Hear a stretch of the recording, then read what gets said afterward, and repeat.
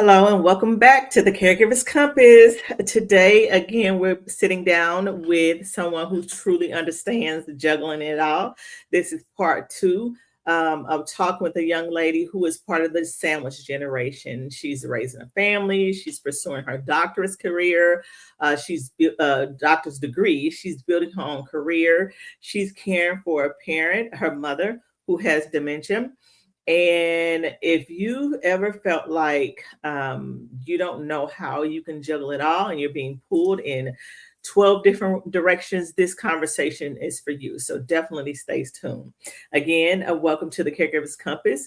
This is where we guide you through the journey of aging, caregiving, and life's most important challenges. I am Virginia Webb. I'm an occupational therapy assistant. I'm a senior care and transition strategist. I'm a licensed realtor and the founder of Compass Senior Living Advisors. Here at the Caregivers Compass, we help families navigate senior care, housing options, and the emotional decisions that come with it so that you don't have to do it alone. Tonight, we're interviewing Miss Kelly Lazarus. If you have not seen part one, please go back and check out part one so that you can get caught up to speed about this conversation. And we're just going to continue on where we left off from last conversation. So we're going to start with a few myth busters again, Kelly, if you don't mind. And so our first myth is caregivers should wait until they're overwhelmed before asking for help. Is that a fact or a myth? Definitely a myth. Absolutely a myth. You definitely don't want to wait till you get overwhelmed. No. Yes. Okay. So, fact or myth: dementia only affects the person diagnosed. That's a myth. It affects everyone involved. Yes, it does. You have to put your dreams and career on hold while caregiving. That's a myth. That's a huge myth. I'm learning between you and some of my other interviews. I've learned that you don't have to put anything on hold. You just got to have grit and You do. to um, figure out a way to manage it. Hmm. Yes, you do. So, fact and myth: feeling guilty means that you're doing something wrong. That is a myth. You probably will just feel guilty sometimes because you may put yourself first on certain situations. And I think naturally we just feel guilty like, oh, I shouldn't put myself first in this situation. However, you have to take care of yourself. You are equally important because without you, you cannot give back and take care of your loved one. Absolutely. And the last one is the strongest caregivers are the ones who do not need support. Fact or myth? Myth. Absolute Everyone myth. needs support. Yes. It takes a village. It does. I think that's the common thread in interviewing caregivers. Um, really is the common thread in life. No one is meant to live alone in Mhm. solitude and isolation and deal with things alone. It That is really correct. does take a village. Yes. So, again, thank you again for jumping on with us today. And we're going to talk about balancing it all. So, my first question is out of all of the roles that you carry mom, daughter, caregiver, employee, doctor, student which one has stretched you the most and why?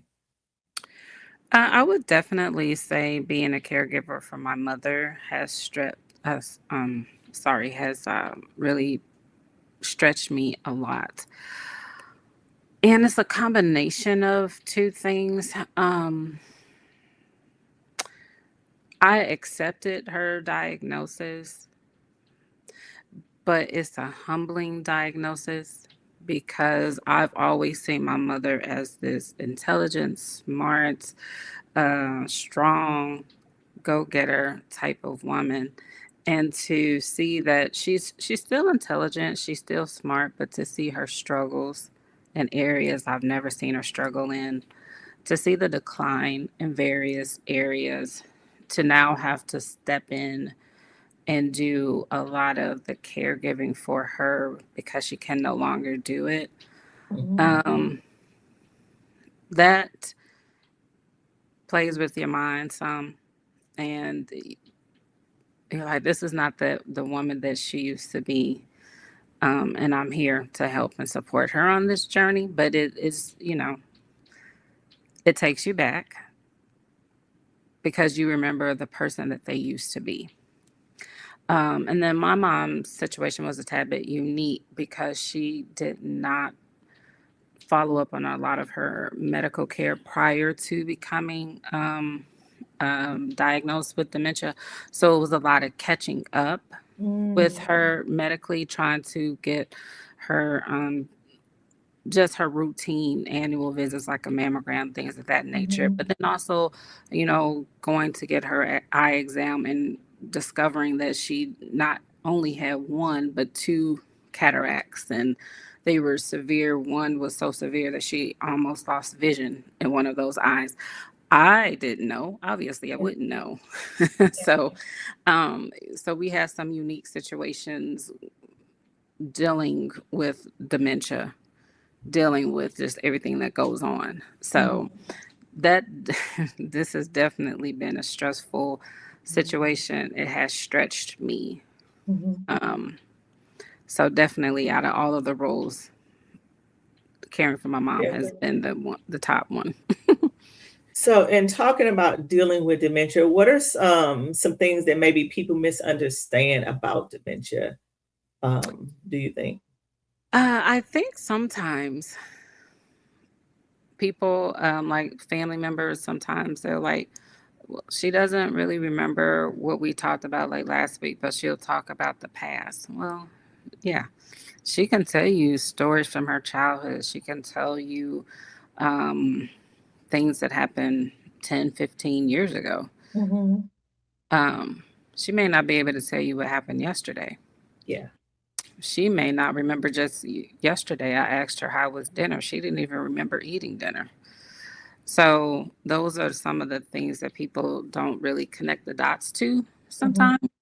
Mm-hmm. Just because she's taking medication, sometimes family thinks that it's going to get better. I'm like, it's not going to get better. Yeah. Yeah. It's going to possibly slow the progression, Right. but she's not going to get better. They haven't gotten there yet. No, no.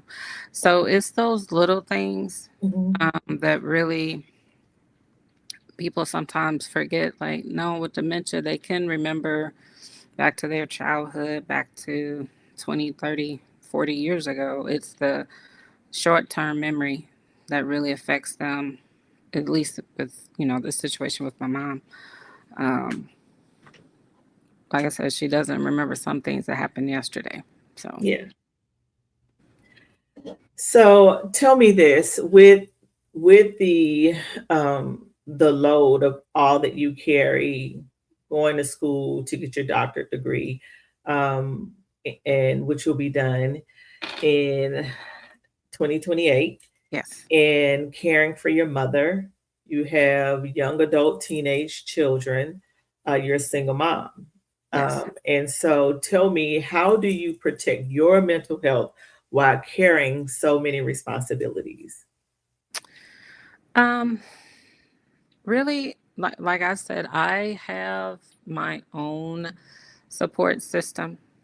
I have my best friends that I rely upon, but I also take time out for myself. I have been establishing boundaries. That's been my new thing for 2026, because I feel like as a social worker, you're always eager to help people. You're Mhm. always ready to like jump in there and help and put fires out, etc. But I have to preserve my energy and I Mhm. have to preserve my mental health. So Mhm. now I'm establishing more boundaries, Mhm. which has been a good thing.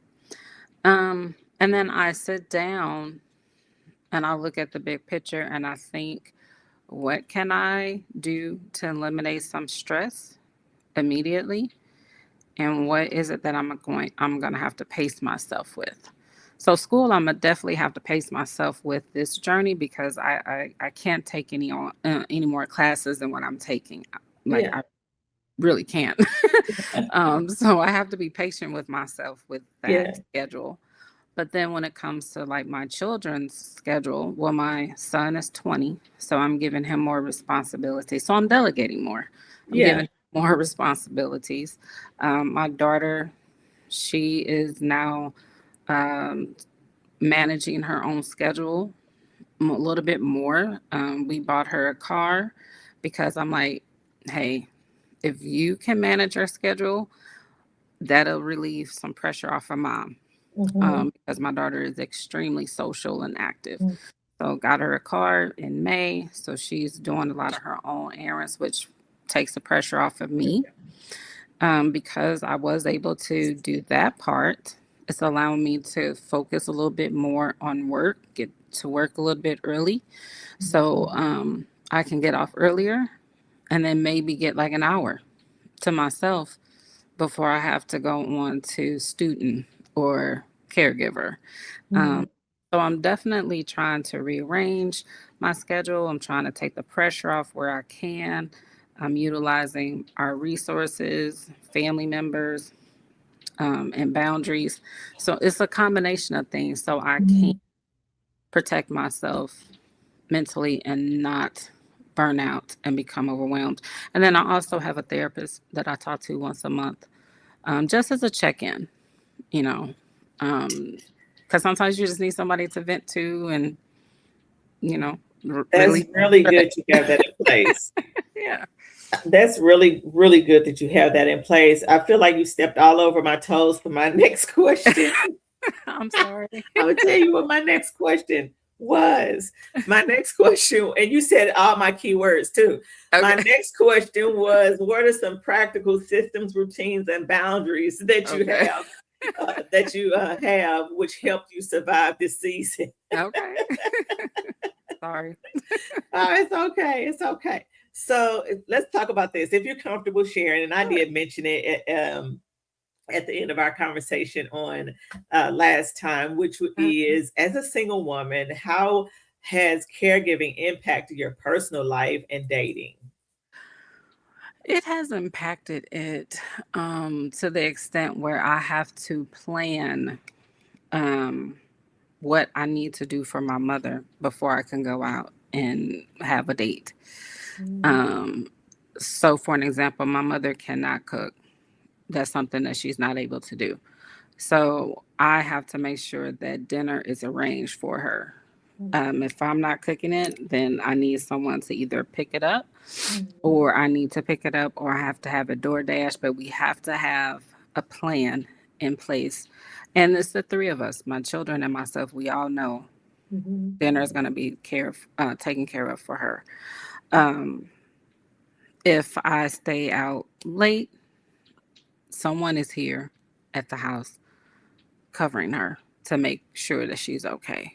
So the three of us kind of look at our schedules and I'll say, hey, I'm going out on this particular day, this time. I need everybody to coordinate their schedules. I just had a vacation in June and I told the kids in January, I'm taking a week off. I need schedules. I need her cared for. I don't need anyone to say they're going to do it and they don't. This is what I need. And Mm-hmm. we coordinated our schedules so Mm-hmm. that people were here at the house for her around the clock. Made sure we had dinner and breakfast covered for her, um, so I could go and take a break for 5 days. And it worked out beautifully. So, like I mentioned, I have two trips coming up in 27. That's going to be a little more tricky. And that's why I'm working on it now, because it's all three of us next year going. My mother is not a traveler, but I don't think that this is for her anyway. Yeah.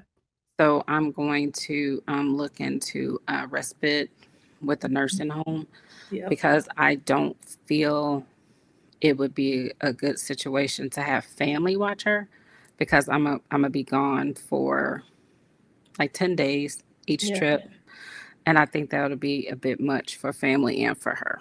Yeah. So Yep.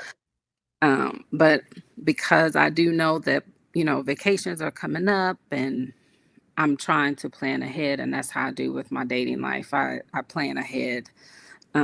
Not really spontaneous because I have to make sure she's cared for.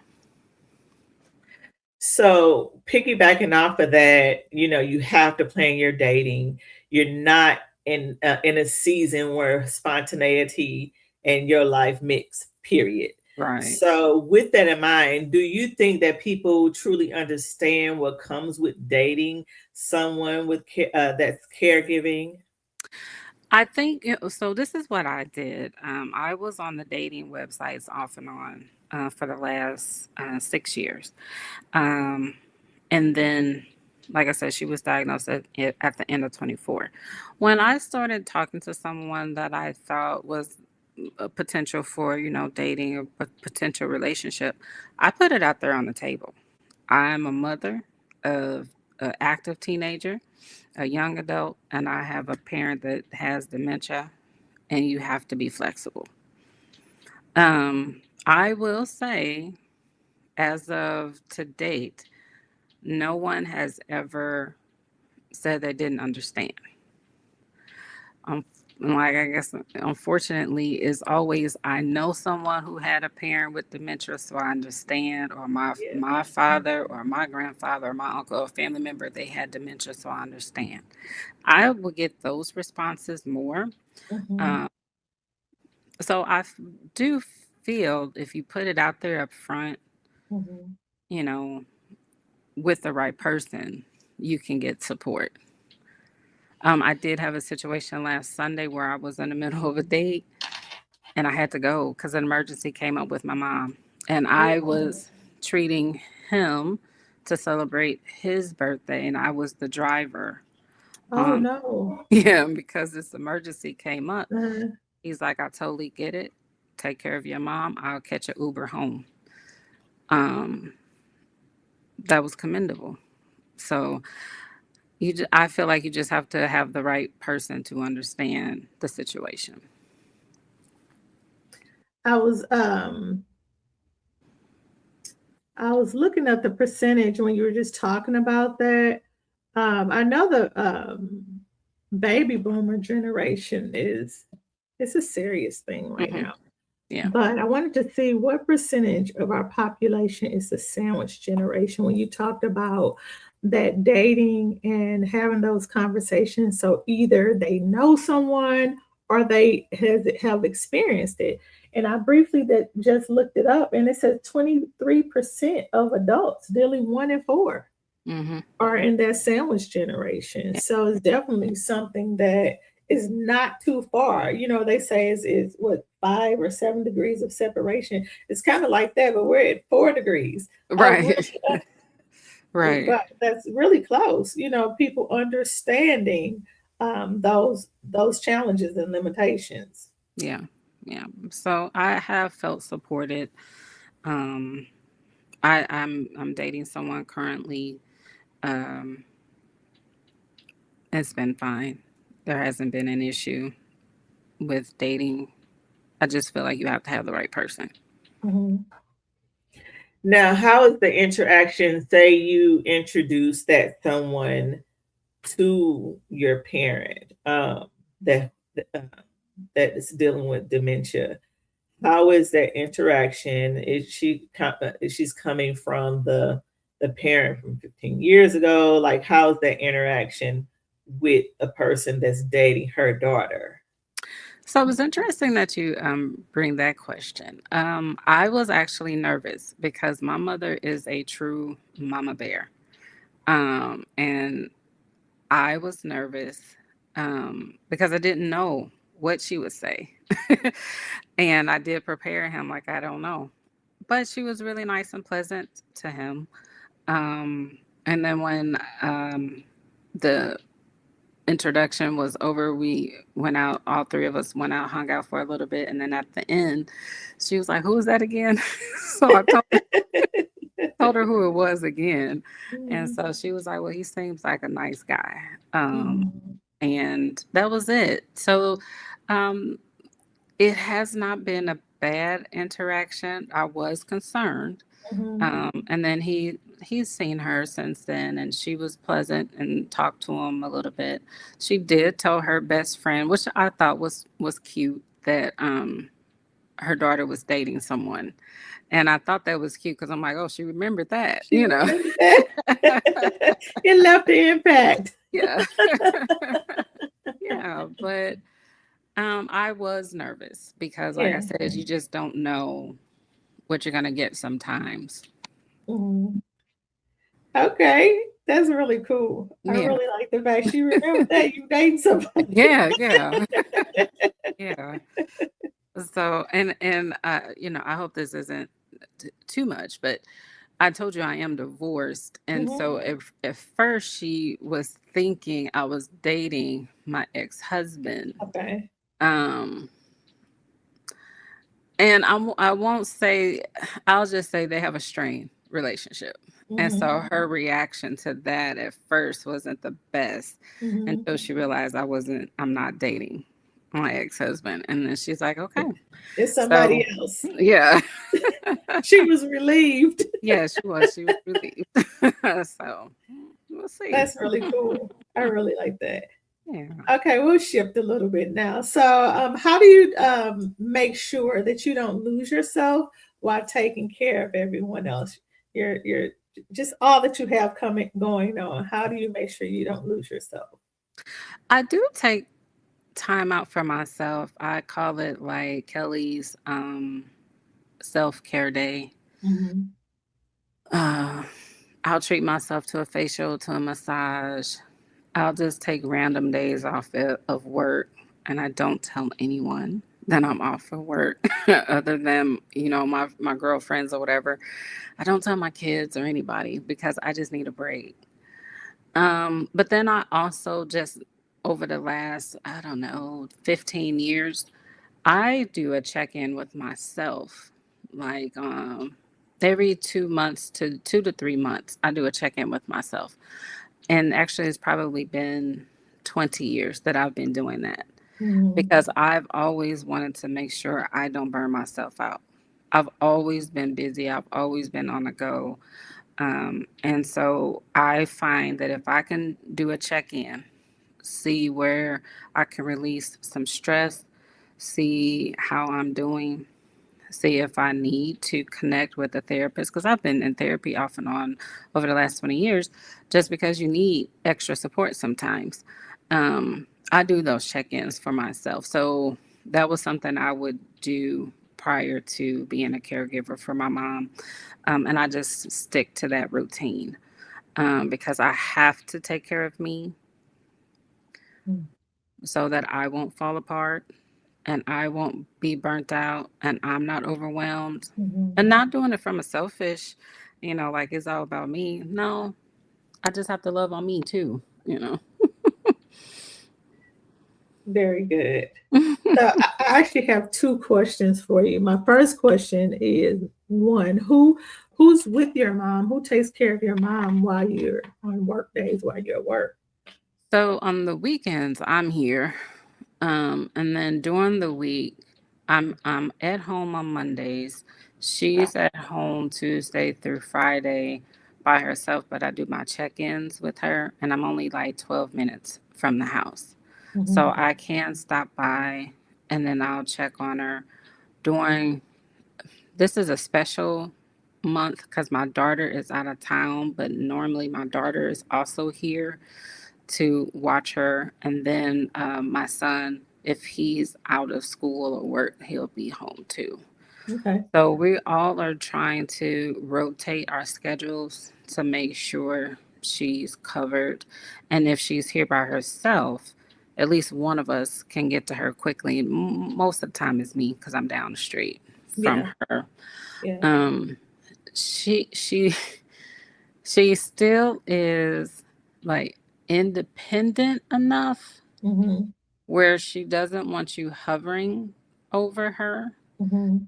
And she wants her space, but she's needing assistance in certain areas. Yeah. Like that she can't cook for herself, Yeah. but her chore, which is something that she wants to do, is she cleans the kitchen. That's her thing. And she has her own routine. Yeah. So every day at 10 o'clock, she's in the kitchen cleaning it up. And then she loves to wash. So she has her own routine of things that she does on around the house. And even when I'm here working, I'll hear her talk to herself like, okay, we got to start our schedule. And she'll go downstairs and she'll start, doing whatever. So I make sure that we are all checking in on her. Hmm. I'm going back and forth about a caregiver or a day center for her for this upcoming school year. I'm just not certain because she's really adamant about not going to a day center. We have toured them. She's been there for like maybe an hour or two, Hmm. and she just said that she did not feel like that was for her. Hmm. Um, the caregiver, she's more agreeable to a caregiver coming into the home, but Hmm. she just keeps saying she's not ready right now for a stranger to be in the home. Hmm. I'm gauging it though, because if I feel like we cross that bridge and we're there, then I have to Hmm. make a final decision. And I've already explained that to her. Yeah. So we're getting there, but we're not quite there yet. Okay. Well, I want to tap into something you just said a minute ago about checking in with yourself. Hmm. And you've been doing it for years, and you kind of explained it a little bit, but I want to know, like, what does that look like? How could a person take what you just said and begin to apply it to their lives? What does that look like? And you mentioned you do it once a month. I do it like once every 2 months, no longer than every quarter or 3 months. So Hmm. for myself, I'll sit down and I'll look at my life. What Hmm. is going on? So it can be kids, school, work, and now my mom. So I'm like literally writing it down. It's not just a mental thing. I'm writing it down. And Hmm. then I ask myself, where are my stressor points in each situation? And then once I write that down, what can I remove or eliminate? Um, Out of everybody's schedule, again, my daughter's schedule is the craziest. Hmm. So it wasn't until just recently, because she got her license and stuff, that I'm like, hey, we can get this off of my plate. So got her a vehicle. So she's running her own schedule, which has been a godsend for me because it allows me to do other things. Hmm. So then I will look at my schedule or my list, and I'm like, what are other areas that I can reduce stress? And then I'll put down there, what is it that I need for myself? Then I'll take a look at myself. Have I gotten my hair done? Have I gone and gotten a facial? Have I gotten a massage? Is that even what I want? If it's not what I want, what is it that I want that's just going to comfort me? Um, Most of the time is hair and a massage. So I'll schedule those appointments. Like I'm already looking into August for an appointment for a spa day for myself. So I plan ahead and I incorporate that. I'll look at my schedule at work and I'll look at everybody's schedule and I'll say, I'm going to take Tuesday off because I don't have anything going on at work, don't have any doctor's appointments for my mother. My kids are good. This is a Kelly day. I Hmm. don't like shopping. That's not my thing. I can't stand shopping. So you're not going to catch me walking around in the mall, but you may catch me just sitting at the park, listening to an audiobook, eating my lunch, or maybe not, just relaxing, just being in one with nature. Yeah. So I just do those check ins for myself because my schedule has always been abnormal as an adult. Um, and I've never wanted to become so overwhelmed that I can't function. Um, Once I look at my schedule, sometimes I'll even write down like what are the target dates. School is the longest date out there, so I know I have to pace myself with school. My daughter is about to graduate from high school, so senior year is exciting, but it's a busy and a stressful year, so I'm Yeah. mentally wrapping my mind around that. Yeah. And my son, about 90% of his schedule now, he's managing on his own. So he Yeah. just needs me when he needs me. Yeah. And that's how I do it. So I just kind of look at my schedule, but I write everything down. I'm visual. I put my dates down and then I just try to, just balance it out that way. And then I just stick different days in there for me um, that I need or that I feel like I need just to unwind, just to Yeah. relax. Well, you all, I hope that we're sharing something that is of good information, good suggestions, something that maybe you can consider applying to your life and your busy caregiving journey. Um, and again, like and share and comment and subscribe. We will really appreciate it here at the Caregivers Compass. And as we wind down, Kelly, I have two more questions for you. So, Sure. in listening to all of that, looking back, what's one lesson caregiving has taught you that you'll carry with you long after your caregiving responsibilities have ended? Well, I feel like my mom's situation was a little unique because Mm-hmm. she had a lot of medical care that we needed to catch up on. Mm-hmm. I'm a big advocate for staying on top of your health care. Mm-hmm. I'm the only child, Mm-hmm. and a lot of that pressure, I felt it, and it fell Yeah. on me to get her caught up. And then when I didn't even know that she couldn't really see out of one eye, that led to another, round of appointments and stuff. So I always say to other people, stay on top of your health care. It's good for yourself, but it's also good for people who may have to come in and help manage your care. Um, and then I always say, give yourself grace. You're human. You're going to make mistakes as you go along. No one can tell you the perfect plan, the perfect schedule. So give yourself grace. And that kind of goes into my next question, which is if you could sit across from every caregiver that's watching today who's silently struggling, what would you want them to know? They don't have to do it alone. Even if they don't feel like they have support from family or friends, I know that there are support groups for caregivers out there. Connect with someone because we all need support. We all have to encourage and lift each other up. There's no shame in getting a therapist to take care of your mental health. And there's no selfishness in taking care of yourself on this journey. Yeah. So winding down, coming to the end, a few more things. What scares you? What scares me, I mean, honestly, what scares me is I'm praying that I'm not in my mom's situation. Uh, Yeah. because I'm on the go. I'm always on the go. And I Yeah. want to continue to be on the go. Um, Yeah. so I want to be in my 80s, 90s, you know, living my life like it's golden and Living your life. Yeah. I agree. So what gives you peace?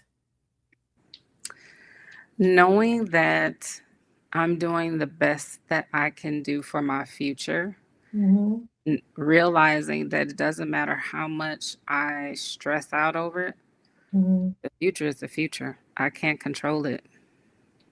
Yeah. I have to pray and I have to just keep it moving and ask God to bless my steps every day. Yes. Amen. And what keeps you laughing? I have a unique sense of humor just in general. In healthcare professionals, you have to laugh because if you don't, you will fall apart. So just in general, I make jokes all the time. but my children are funny. My group of friends are funny. And my mom and I, we laugh and joke around. Even in this stage, she and I still laugh and joke. So I just try to life is serious. I understand that, but I try to lighten it up. Um, Hmm. because you have to, especially when you work Yes. in healthcare, because you see a range of things. So, Yeah, I agree. I agree. Working in healthcare, I work in healthcare and I work with seniors, and mhm, we've been going through a season of quite a bit of transition, and I'm really passionate about what I do. So I fall in love with so many people, mhm, and going through a season where, some are transitioning on. mhm. That's tough. And it's That's tough. tough. That's tough. Yeah, Even as healthcare providers, no, that's not my loved one, but there's still a level of grief from that sure, loss. sure. So that's really tough. Yeah. All right, really quick, some rapid fires here, like we did last time. Okay. What's your guilty pleasure? Right now, it is romance red wine from Cooper's Hawk. Okay, I'm not okay, a I'm not a red wine drinker, but I love this one. that one. Okay. All right, what's one app that you use every day? Oh, I play a game every day. It used to be Candy Crush, but I forgot the name of this app. It's Kingdom something. Royal Match. Oh God, I gave them. Okay, Yeah. okay, So I've I heard of that play. one before. Yeah, I play Royal Match like off and on throughout the day. So Okay, that's an app I use daily. yes. Okay, your favorite song when you need encouragement?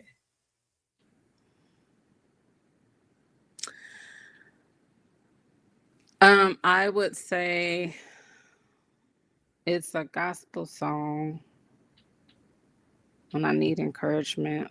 I'm pulling it up. It's called "Fill Me Up," but I don't want to With miss. Tasha Cobb? Yes, Mm-hmm. yes, that's my song right there. Okay. So, what's something people would be surprised to learn about you?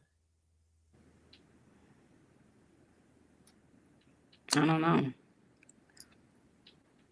I'm such an open book. I don't know. Okay. What's one household chore that you wish would magically disappear? Oh my God. Scrubbing the bathroom, like the toilets and the shower. Can someone else do it, please? Yeah, I understand. Okay. What? Excuse me. What's one item that you can't live without as a caregiver?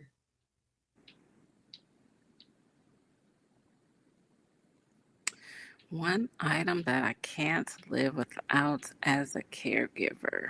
I feel like I can answer that almost for you. What is it? A calendar. Ah, yes. That is a good one. Yes, that is Ah, accurate. Because I was going to say my cell phone because the person that I'm dating, he's like, your phone is always attached to your hand. And I'm yeah. like, it is because I have to make sure that I'm available for my children and my mom. Uh-huh. So I'm like, yes, it's always at my fingertips. But you're right, a Yes. calendar. I can't live without Yes. that. That's two items. Yeah. If you could have any dinner with anyone, living or historic, who would it be? You know what? I would probably say like Michelle Obama. Okay. Okay. I think it's really cool. Of course, we all know she's extremely intelligent, but she just Very. really, yeah. I think that would be an awesome dinner to sit down and talk to her. Have a conversation. Yeah. Hmm. Yeah, that would be a good conversation. Hmm. Okay, two more. Finish the sentence. Caregiving made me. It made me humble, Mhm. but it also made me appreciate the relationship I had with my mother prior to her being struck with dementia. It's beautiful. And the last sentence I want you to finish is the one thing I hope every caregiver remembers is. You're caregiving out of love, but is but you're equally important, and you're not being selfish if you need to step away and take time for yourself. Very good. Thank you. Hmm. So here at the Caregivers Compass, we believe that every caregiver deserves guidance and hope. So I'll leave you with this. What is one piece of direction that compass point you'd give someone who is just beginning the caregiving journey? I sound like a broken record, but I truly mean it. Give yourself some time and grace, and truly reach out to at least one person if you don't have a village to help you, because each person is different. My journey is totally different than someone else's journey. Um, and so everybody can give you advice, but you have to do it based off of the person that you're caregiving for. My mother is a unique person just in general. And some advice that people give me is out of love is great, but it's not going to work for her. And I know that going in. So take some time, give yourself some time, figure out what works best for your situation. Very good. Kelly, thank you. Thank you for allowing me to learn about you and your journey, your caregiving journey in your life. Thank you for being such an open book to myself and the Caregiver's Compass. I humbly appreciate your willingness and your openness. You did not know me, No, and you just been so gracious and open and extending even your time and your day, and I want to sincerely say thank you. And if you have found any value in our conversation on today, please like, share, subscribe. Please share with other caregivers that's on this journey, to receive a message of hope and a story from a personal life that exudes hope and potential that you'll be just fine and you'll make it out. And please comment, say something kind to Kelly, encourage her on our journey as she's caregiving, and share and subscribe. And we also have a Facebook group, the Caregivers Compass, where we're building a community to share with each other, to communicate, to ask questions, to share what you've learned. There on Facebook, you can find us at the Caregivers Compass. And until next time, thank you and have a wonderful day. Bye bye.